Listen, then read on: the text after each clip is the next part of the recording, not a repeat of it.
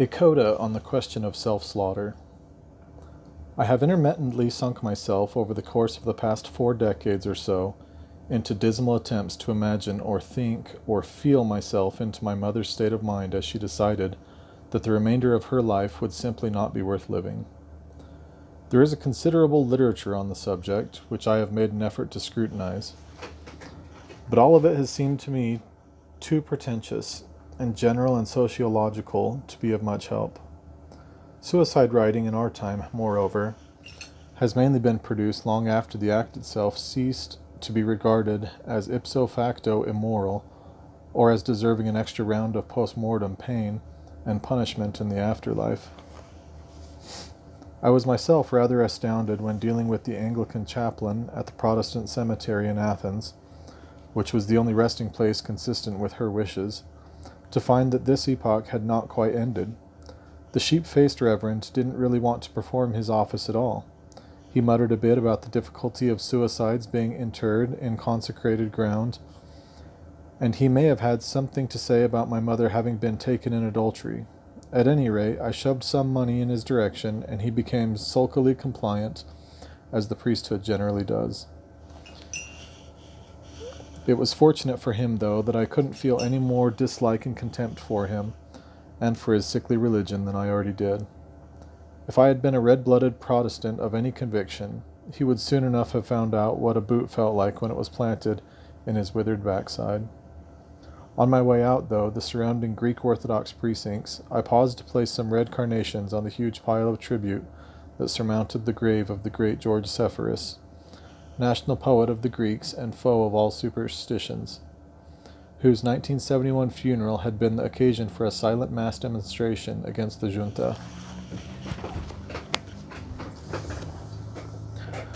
To an extraordinary degree, modern suicide writing takes its point of departure from the death of Sylvia Plath. When I myself first read The Bell Jar, the phrase of hers that most arrested me was the one with which she described her father's hometown. Otto Plath had originated in Grabo, a dull spot in what used to be called the Polish Corridor. His angst-infected daughter had described this place as some manic depressive hamlet in the black heart of Prussia. Her poem Daddy must be the strictest verdict passed by a daughter on a male parent since the last reunion of the House of Atreus, with its especially unsettling opinion that as a result of paternal ill use, every woman loves a fascist, the boot in the face. My mother's ancestors did in fact come from a small and ultimately rather distraught small town in German-Polish Prussia, and her father had given her mother a truly ghastly time before dematerializing in the fog of war. But Yvonne was not one of those who, having had done ill to her, having had ill done to her, did ill in return. She hoped rather that it would fall to her to shield others from such pain. I myself don't think, striking through the image may be, that an entire hamlet can be manic depressive. However, I can forgive La Plath her possibly subconscious metaphor because of what I know about manic depression I first learned from Hamlet. I have of late, the Prince of Denmark tells us, but wherefore I know not, lost all my mirth. Everyone living has occasionally experienced that feeling, but the lines that accompany it are the best definition of the blues that was ever set down. Tired of living, scared of dying, is the next best encapsulation offered in Old Man River, who would carry on with the unending tedium and potential misery if they did not think that extinction would be even less desirable, or, as it phrased in another of Hamlet's mood swings soliloquies, if the everlasting had not set its cannon against self-slaughter. There are 14 suicides in 8 works of Shakespeare, according to Giles Romilly Fedden's study of the question, and these include the deliberate and ostensibly noble ones of Romeo and Juliet and of Othello. It's of interest that only Hamlet's darling Ophelia, whose death at her own hands is not strictly intentional, is the object of condemnation by the clergy. My own indifference to religion and refusal to credit any babble about an afterlife has, alas, denied me the hearty satisfaction experienced by Ophelia's brother Laertes, who whirls on the moralizing cleric to say, I tell thee, churlish priest, a ministering angel shall my sister be, when thou liest howling. Memorable to be sure, but too dependent on the evil and stupidity of the heaven-hell dualism, and of scant use to me in deciding how it was that a thoughtful, loving, cheerful person like Yvonne, who was in reasonable health, would want to simply give up. I thought it might have something to do with what the specialists call anhedonia, or the sudden inability to derive pleasure from anything, most especially from the pleasurable. Alvarez, in his very testing and demanding study of the subject, the savage god, returns often to the suicide of Caesar Pavis, who took his own life at the apparent height of his powers. In the year before he died, he turned out 2 of his best novels. 1 month before the end, he received the Strega Prize, the supreme accolade for an Italian writer. I have never been so much alive as now, he wrote, never so young. A few days later he was dead. Perhaps the sweetness itself of his creative powers made his innate depression all the harder to bear. This is almost exactly what William Styron once told me in a greasy diner in Hartford, Connecticut, about a golden moment in Paris when he had been waiting to be given a large cash prize, an emblazoned ribbon and medal of literary achievement and handsome dinner to which all his friends had been bidden. I looked longingly across the lobby at the street, and I mean longingly. I thought, if I could just hurl myself through those heavy revolving doors, I might get myself under the wheels of that merciful bus, and then the agony could stop.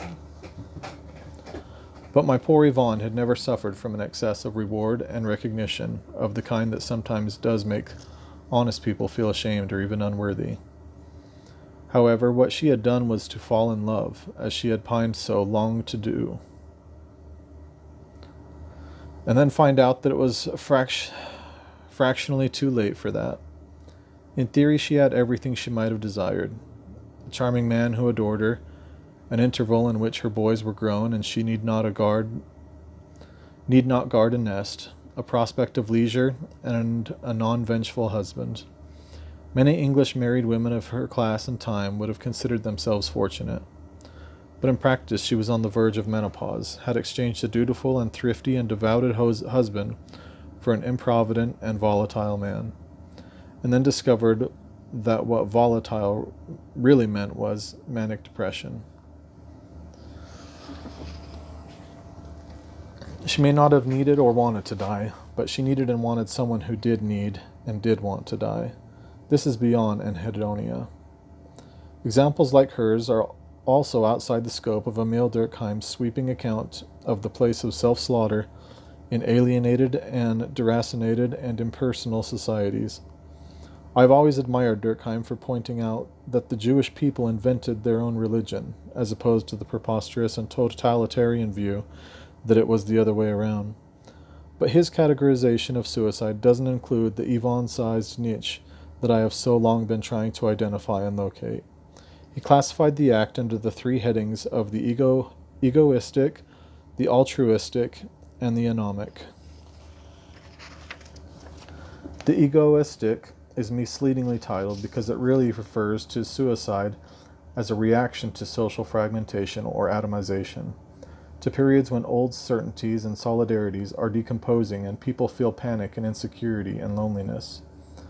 Thus, a corollary to it is the observable fact that suicide rates decline during wartime, when people rally around a flag and also see their own small miseries in better proportion. The altruistic also has a wartime connotation, in that it signifies the willingness to lay down one's life for the good of the larger collective, or conceivably even the smaller collectives such as the family or Captain Oates on a Scots doomed expedition, the group. Of this phenomenon, Albert Camus provided a nice preface by saying, "What is called a reason for living is also an excellent reason for dying." Alvarez extends Durkheim's tropes to include religious and tribal fanaticism, such as the kamikaze pilots or those Hindus who were ecstatically willing to hurl themselves under the wheels of divinely powered juggernaut. The anomic suicide, finally, is the outcome of a sudden and jarring change in the person's social position. A searing divorce or a death in the family are among the examples Alvarez gives as typical. It's of interest that this taxonomy appears to say nothing about the so-called suicidal type. From experience, I should say that there is perhaps such a type, and that it can be dangerously frivolous to say that attempted suicides are only crying for help. I have known several who, after some apparent half-hearted bid or even bids, made a decisive end of themselves. But Yvonne was no imaginable measure the type. By no imaginable measure the type. She abhorred self-pity and suspected anything that was too ostentatious or demonstrative. However, she had fallen in with someone who very probably was bipolar, or in other ways the type. She had certainly undergone the wrenching and jarring and abrupt loss of social position and security and respectability that had always been of such importance to her. Couple this with the gnawing fear that she was losing her looks. Anyway, for me, a searing marital separation had indirectly led to a death in the family. Durkheim's category seemed almost too grandiose to take account of her suicide. How we all would like our deaths to possess a touch of meaning. The egoistic doesn't really cover it all, nor did the altruistic. When I first read about it, and anomie, to my Marxist ear, used to be what mere individuals had instead of what, with a better understanding of their class position, they would have recognized as alienation. Yvonne's was anomic, then, but with a hint of the altruistic also. Of the two notes that she left, one, which, pardon me, I do not mean to quote, was to me. The other was to whoever had to shoulder the responsibility of finding her, or rather them. I was quite undone by the latter note as well. It essentially apologized for the mess and inconvenience.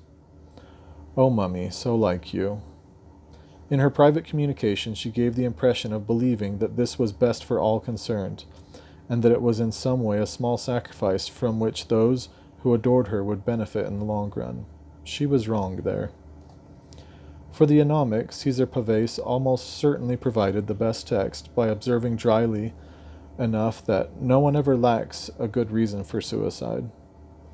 And Alvarez furnishes self-slaughterers with the kindest epitaph by writing that, in making death into a conscious choice, some kind of minimal freedom, the freedom to die in one's own way and in one's own time, has been salvaged from the wreck of all those unwanted necessities.